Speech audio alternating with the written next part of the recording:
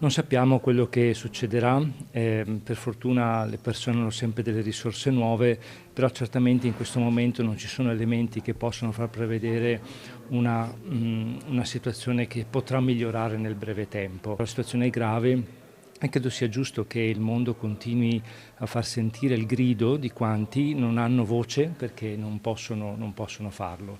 La presenza dei cristiani lì continua ad avere lo stile della chiarezza, del dialogo, ma anche della mitezza, senza assumere mai i toni della violenza, ma cercando di trovare una concordia tra le parti. È tornato da pochi giorni da Gerusalemme, dove insegna lo studio biblico francescano Don Maurizio Girolami. La Chiesa nella terra martoriata attraverso il cardinal Pierbattista Pizzaballa continua a essere voce di chi non ha voce, a tenere accesa la luce della speranza.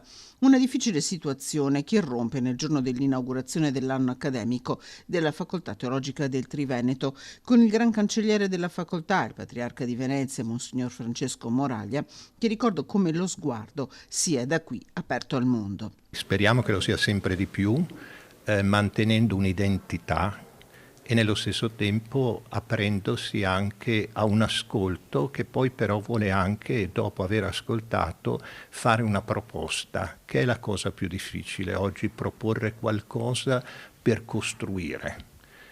Quindi al momento dell'ascolto segue il momento poi anche della sapienza, quindi del discernimento e quindi il momento poi anche della profezia. E noi sappiamo che i profeti nella Bibbia sono finiti sempre male. 1637 in totale gli studenti iscritti, 3 corsi in partenza e un nuovo corso di alta formazione che si intitola Governare il futuro, business sostenibile e visione etica per un mondo in transizione.